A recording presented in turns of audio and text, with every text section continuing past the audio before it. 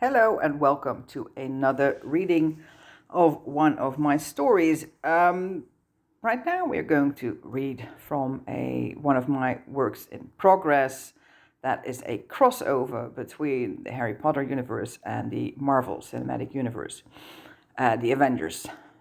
It is called You're Not a Horse, Harry. The rating is teen and up, and the pairings are James Bucky Barnes, Harry Potter, though that won't start until Harry is an adult.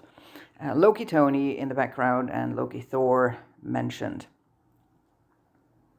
The summary is in which Harry is the product of a prank that Loki once played on Thor. But hey, at least he's not a horse, so there's that. A series of vignettes about Harry's life with the Avengers while getting to know his new parents. We'll be reading both Chapter 1 and Chapter 2 because they are fairly short. Number 1.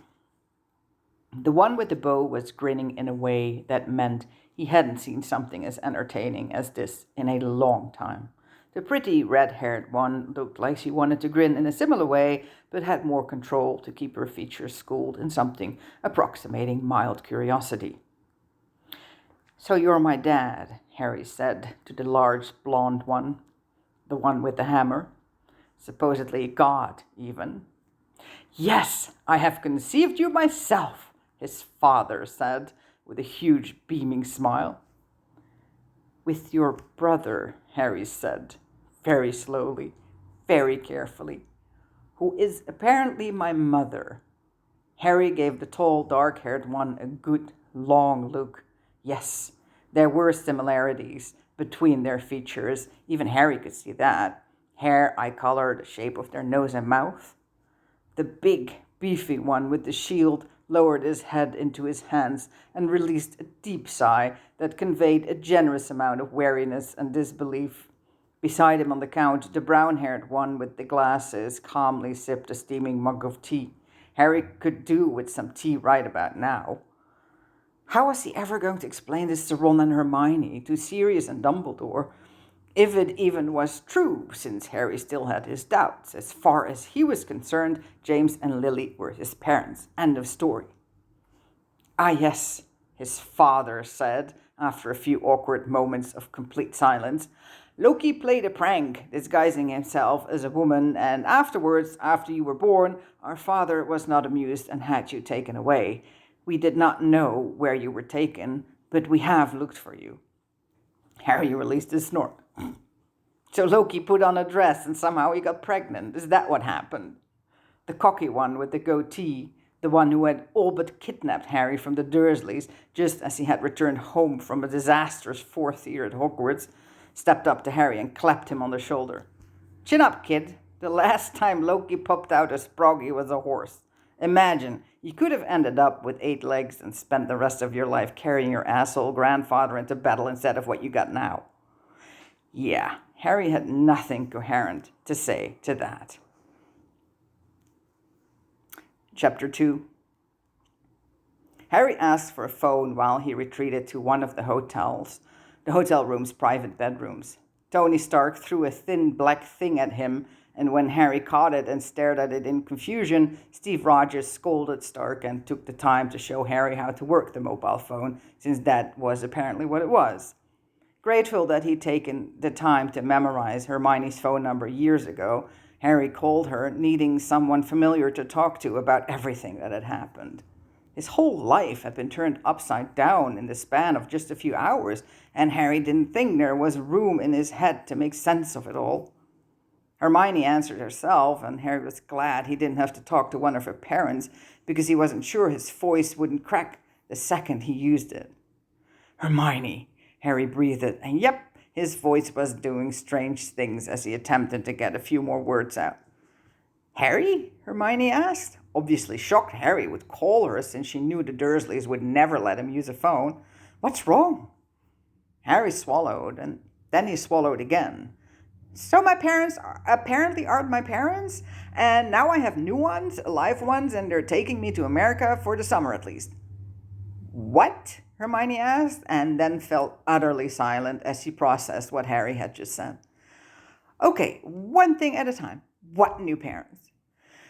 Yeah, so my new parents had me as a prank, but then my maybe evil grandfather took me away and my parents couldn't find me until now. Harry was deeply, sincerely proud of himself that he'd managed to get all of that out in one go without breaking down in some way. Where are you? Hermione demanded. Some hotel in London. We'll be leaving in a few hours. What's the name of the hotel? Look around. It's probably printed on something. Harry walked around the room and saw custom water bottles on the dresser opposite the huge bed. It says the Rosewood London. It's a very big suite with multiple bedrooms. Okay, thank you. Harry, stay put. I'm getting in touch with whoever I could get in touch with.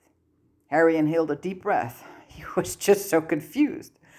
Yeah, that's probably for the best. I really don't know what the hell is going on.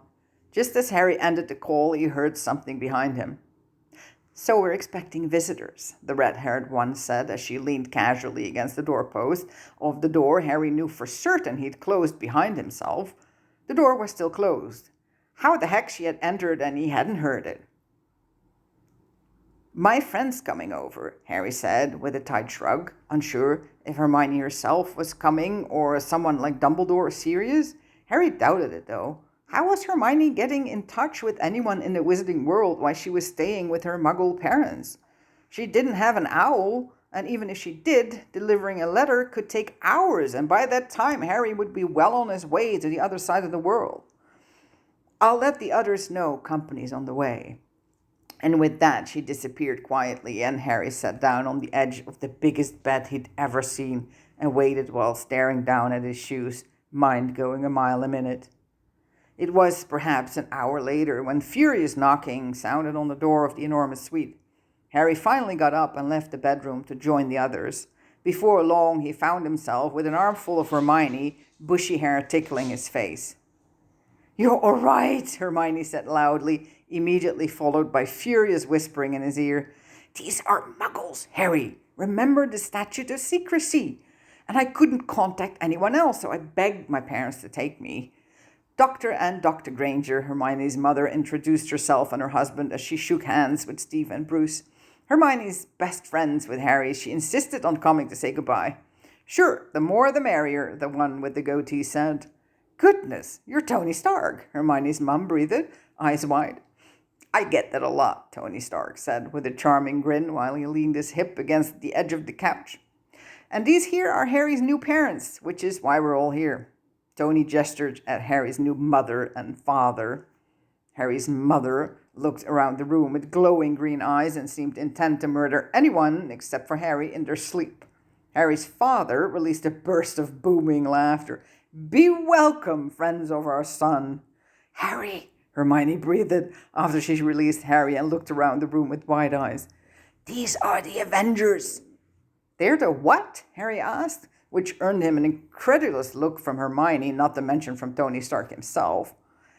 I don't keep up with the news, Harry said lamely, in his own very weak defense, since he couldn't very well tell these mostly muggles that he was stuck in a magical boarding school for most of the year and they received no muggle news there. So you missed the alien invasion as well? The one with the bow asked. Harry snorted, thinking he was having him on, until he saw the look on Hermione's face. What alien invasion? Wow, Tony Stark said while he looked Harry up and down. It seems your kid is even more ignorant about everything than you are, Thor, and that's saying something. And we're stopping here for now. Of course, I will post the rest eventually. Thanks for listening, and hopefully I'll see you again soon. Bye.